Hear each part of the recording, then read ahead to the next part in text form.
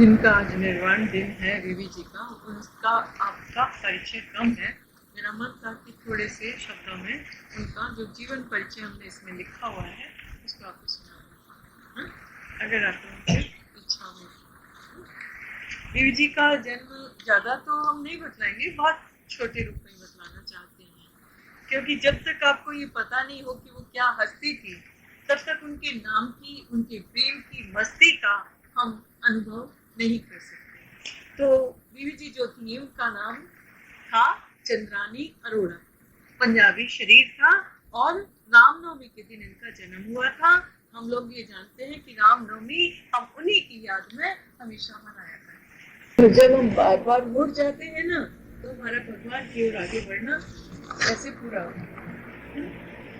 और ज्यादातर हम लोगों की सबकी अवस्था यही है कि थोड़े दिन के लिए तो हमारे हृदय में ये लगता है कि हमें दुनिया अच्छी नहीं लगती, मन भाव ही में रहना है, लेकिन थोड़े दिनों के बाद वही चिंता घेर लेती है, वही हमारे संसार की आशाएं हमको घेर लेती हैं, वही दुनिया की परिस्थितियां हमको सत्संग में जाने से रोक लेती हैं कि आज तो हमारे घर में ब्याह है, शादी है और हमारे घर में अनेक प्रकार के कार्य हैं, रोक लेती हैं। हम मुड़ जाते हैं फिर इसी संसार में, लेकिन संत फिर कहते हैं तुमसे कि देखो भैया, तुम चले हो यदि प्रभु के राह पर, देखो अब रुकना नहीं, पीछे मुड़ना नहीं। यदि तुम्हें प्रभु को पाना है और तो बार बार मुड़कर भगवान कैसे मिलेगा? जहाँ एक बार यदि गंगा की धारा समुद्र में मिलने के लिए निकल पड़ती है, तो फिर वो बात लौटकर हिमालय पर नहीं जाती, फिर वो दोबारा से बर्फ बनकर नहीं जमती। वो तो निकल पड़ी समुद्र से मिलने के लिए, तो निकल ही पड़ी। इसी प्रकार से जीव को यदि भगवान से मिलना है तो उसे सतगुरु के मार्ग पर, संत के मार्ग पर आगे बढ़ना ही। और एक पत्र में हमें जो संदेश दिया था वो भी हम थोड़ा सा सुनाना चाहते थे कि भगवान है क्या। कहते हैं ना कि भगवान शब्द बोलते हैं हम, तो भीम जी का एक बार हमको पत्र आया, उसमें लिखा था कि व्यापकता का नाम ही भगवान है, व्यापकता का नाम ही भगवान है। भगवान को ये मानना कि वो हर एक स्थान में है, वो हर एक वस्तु में है और वो मेरे भीतर है और वो सबके भीतर है, इस प्रकार से उस पर साक्षी परमात्मा को मानना, यही हमारे जीवन में भगवान को मानना है। हम ये ना माने कि हमारे को भगवान केवल कलकत्ते में मिलेगा, मलसीसर में मिलेगा या रूपनगर में ही मिलेगा। भगवान आपको हर जगह मिलेगा, लेकिन उसके इस व्यापक भाव को समझने के लिए हमें पहले आप तो होना पड़ेगा। आर्त हुए बिना, उसे पुकारे बिना, सद्गुरु के चरणों में झुके बिना हम उस परमात्मा के व्यापक भाव को हृदय में ग्रहण नहीं कर सकेंगे। इसलिए उसके उस व्यापक भाव को ग्रहण करने के लिए निरंतर ही सत्संग की आवश्यकता है। और कहा है कि क्या है ये संसार तो सत्य का आधार है। सद्गुरु का भी कहना है और बीवी जी का भी कहना है। ये संसार जो है ये सत्य का आधार है। सच्चे की है कोठरी और सच्चे का है वासा। ये सच्चे की कोठरी है और इसमें सच्चा परमात्मा ही रहता है, और उस पर सच्चे परमात्मा को कोई सच्चा भक्त ही पकड़ सकता है। हम जब तक हमारी दृष्टि झूठी है, जब तक हमारी विचारधारा झूठी है, जब तक हमारी स्वार्थ झूठे हैं, जब तक हमारे विश्वास झूठे हैं, जब तक हम भगवान की भजन भी करते हैं तो झूठे मन से करते हैं, तब तक हमें ये संसार भी झूठा प्रतीत होता है, ये संसार भी धोखा प्रतीत होता है। लेकिन जब हम सच्चे मन से प्रभु को याद करने लगते हैं, जब हमारे सच्चे मन से याद करने से हमारी दृष्टि भी सच्ची हो जाती है, और सच्ची दृष्टि से जब हम सत्य रूप संत का दर्शन करते हैं, तब हमारे लिए इस संसार में सब जगह पर सत्य ही सत्य नजर आता है, सत्य की ही लहरें उठती हुई दिखाई देती हैं। फिर हमें यहाँ पर कुछ भी झूठ नहीं लगता। झूठ कहाँ पर है? आप अगर इसको सत्य मान बैठोगे ना, संसार के व्यवहार को, तो फंस जाओगे। झूठा फंसना भी झूठा है, और जिसमें फंसी हो वो भी झूठा है। झूठे फंदों में हम अपने आप को फंसा कर रख लेंगे। यदि हम झूठ पर ही झूठे व्यवहार में रहेंगे तो सच्चा व्यवहार संत के द्वार पर होता है, और जब सच्चा व्यवहार करेंगे, संत के द्वार पर आएंगे, तभी हमारे ये झूठे फंदे ये तो कटेंगे, और सच्चे प्रेम के फंदे में हम अपने जीवन को उलझा हुआ पाएंगे। सच्चे प्रेम में हम अपने जीवन को अटका हुआ पाएंगे। लेकिन सच्चे प्रेम में यदि अटकोगे नहीं ना, तो इस संसार के सागर से ऊपर नहीं उठ सकते।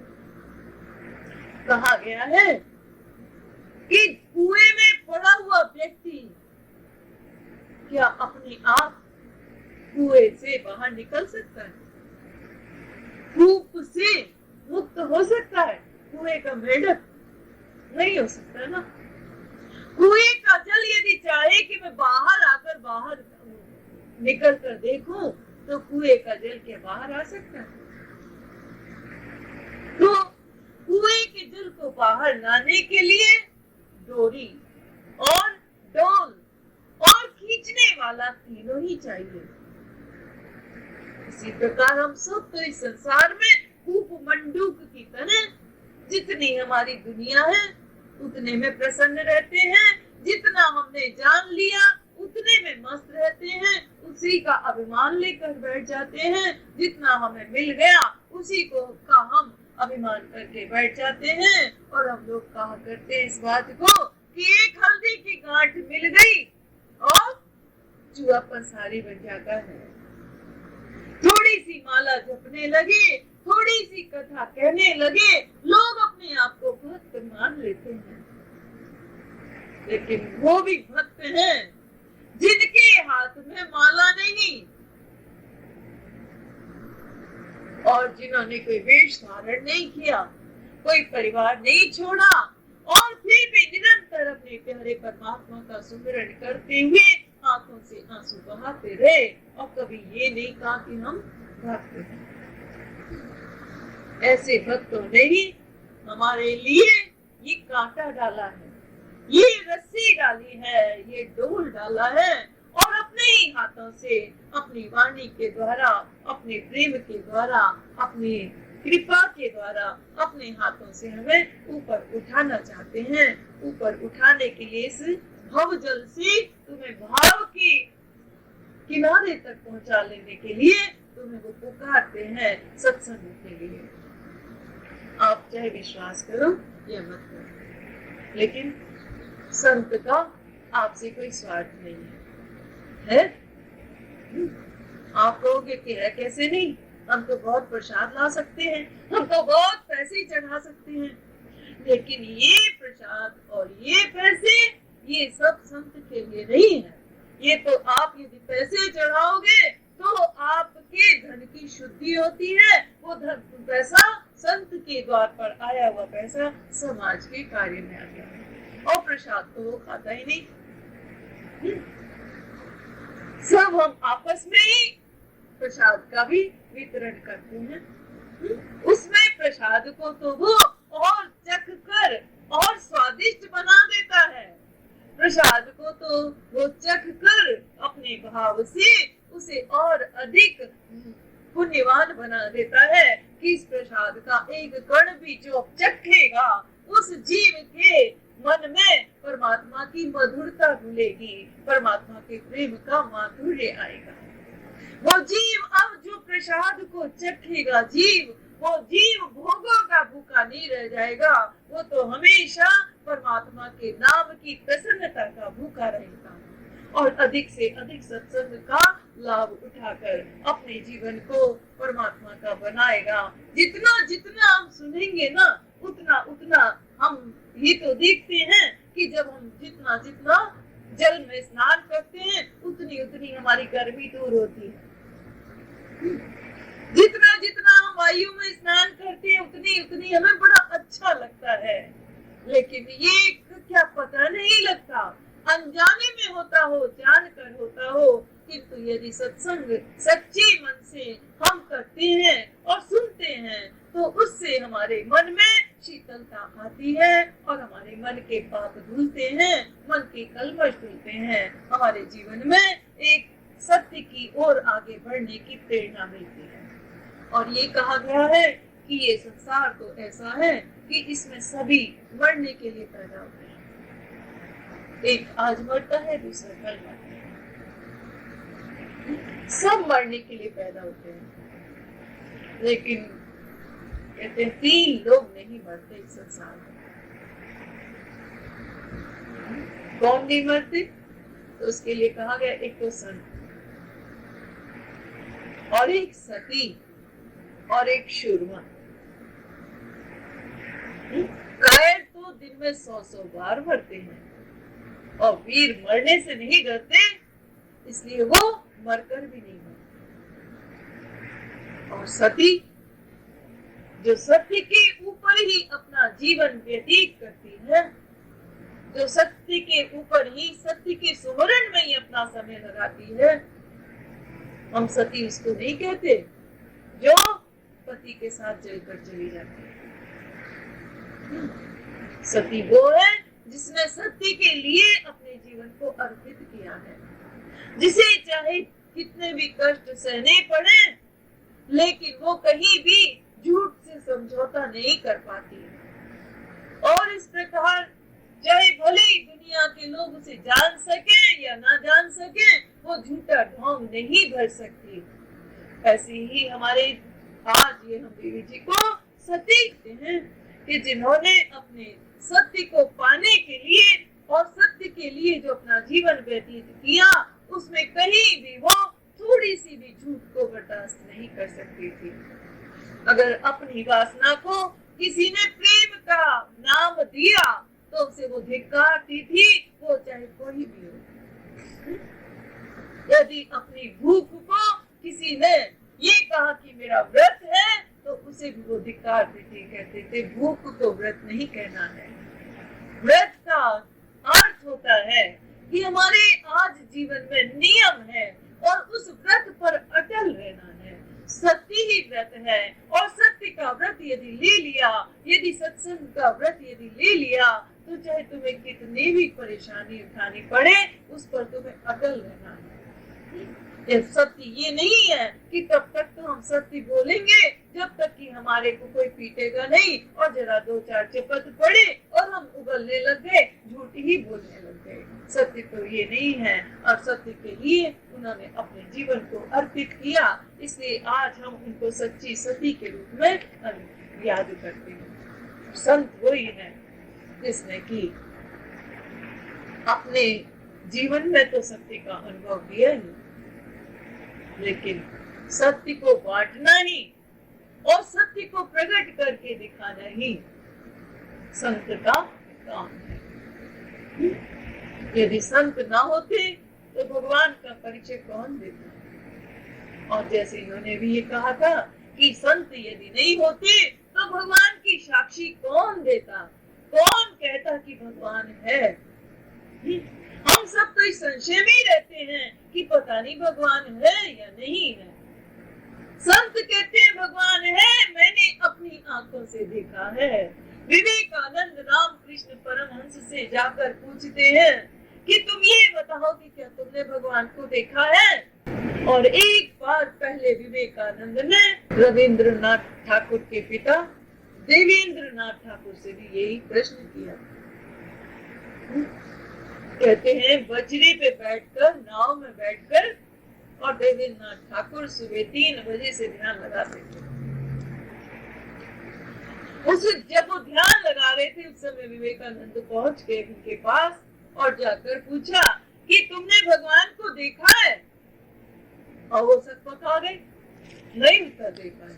जितनी देर सक पकाए उतनी देर में तो विवेकानंद लौट कर भी चला है। और एक दिन उसने जब इसी प्रकार से रामकृष्ण परमहंस से पूछा कि तुमने भगवान को देखा है? उन्होंने कहा हारे देखा है, ऐसे देखा है जैसे तुझे देख रहा हूँ, ऐसे देखा है जैसे तेरे से बात कर रहा हूँ, मैंने देखा है। तो रामकृष्ण परमहंस भगवान की साक्षी बन देने लगे कि हाँ मैंने भगवान को देखा है। तो कोई साथ देने वाला मिले ना, तब तो लोग विश्वास भी करें। और इसीलिए फिर विवेकानंद विश्वास करने लगे रामकृष्ण परमहंस पर। और जिस समय और सारे शिष्य भगवान का ध्यान आंख बंद करके कर रहे थे, एक दिन रामकृष्ण परमहंस के गले में दर्द हो रहा है, वो उल्टियां कर रहे हैं और उनका पूरा का पूरा तसला कफ से भरा हुआ है। उस वहां पर बैठे हुए उनके शिष्य रामकृष्ण परमहंस के सब बैठे हुए और भगवान का ध्यान कर रहे हैं। रामकृष्ण विवेकानंद कहीं बाहर से आते हैं, देखते हैं कि सब ध्यान कर रहे हैं और वो वेदना में छटपटा रहे हैं, तो कहने लगते हैं कि अरे पागलों किसका ध्यान करते हो, देखो भगवान तो सम्मुख बैठा है। और जब सब लोगों ने कहा कि तुम इनको भगवान मानते हो, उन्होंने कहा मैं भगवान मानता हूँ, देखो ये प्रसाद दे रहे हैं। और उनके सारे थूक और कफ को जब वो पी जाते हैं, और उस कफ और थूक को पीना बहुत कठिन है, किंतु फिर भी उस थूक और पीक भी रामकृष्ण परमहंस की इच्छा, उसी के द्वारा विवेकानंद में शक्ति आई। बड़ा घृणा लगती है, लेकिन वास्तव में वो ठीक है। क्यों?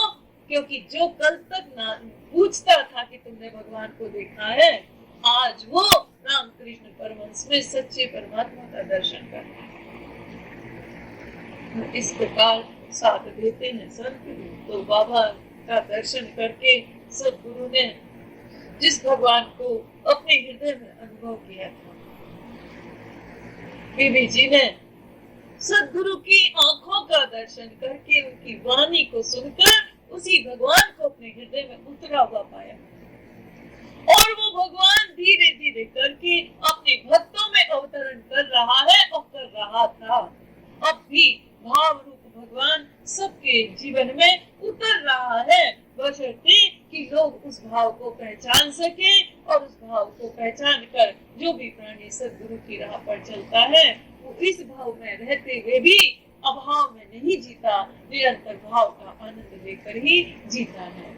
तो ऐसा संत ही इस संसार में अमर है, जो भाव में भाव का आनंद लेते हुए अभाव में नहीं जीता, भाव में ही जीता है, वो इस संसार में रहते हुए भी संसार से मुक्त रहता है। उसे कहा जाता है कि जीवन मुक्त है। जिसे दुनिया के दुख व्याप्त नहीं होते, जिसे दुनिया का मोह नहीं व्याप्त होता, जिसे दुनिया की चिंता और परेशानी नहीं व्याप्त होती, किसके बल पर? प्रभु के प्रेम के बल पर। प्रभु का प्रेम है ना।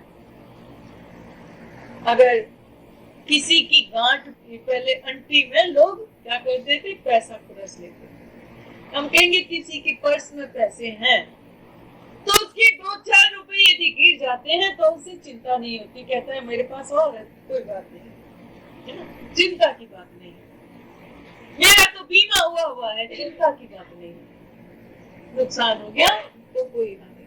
इसी प्रकार हमारे जीवन का बीमा हो जाता है कब? जबकि हम सदगुरु के चरणों में अपने इस जीवन को सौंप देते हैं। तो अब थोड़ी बहुत चिंता यदि आती है, चिंता का कारण आता है, थोड़ा बहुत मोह का कारण आता है, तो वो हमें इसीलिए नहीं व्यापता क्योंकि हमारा तो भगवान है, वो हमारी हर तरह से रक्षा करता है। और हम तो अब उसके क्षेत्र में प्रवेश पा चुके हैं और वहां से उस क्षेत्र में प्रवेश पा चुके हैं जिस क्षेत्र में से कोई भी पुलिस पकड़ कर नहीं ले जा सकती, कोई भी हमारा नुकसान नहीं कर सकता, कोई यम के दूत पकड़ के नहीं ले जा सकते, कोई संसार की चिंता पकड़ कर नहीं ले जा सकती। उस क्षेत्र में यदि प्रवेश पा लिया तो निरंतर आनंद ही आनंद में सब लोग रहेंगे। इन्हीं शब्दों के साथ ऐसे मन हमारा होता है कि आज निर्वाण दिन है ना, तो खाली अकेले आप प्रवचन सुनने के लिए नहीं आए।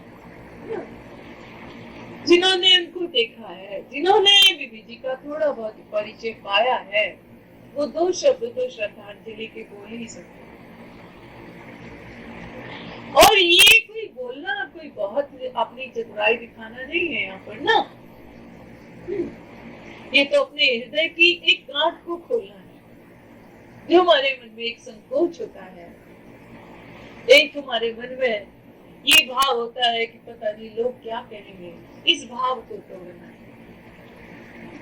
और इस वाणी से, इस जीव से हमने बहुतों की निंदा की है और बहुतों की स्तुति की है।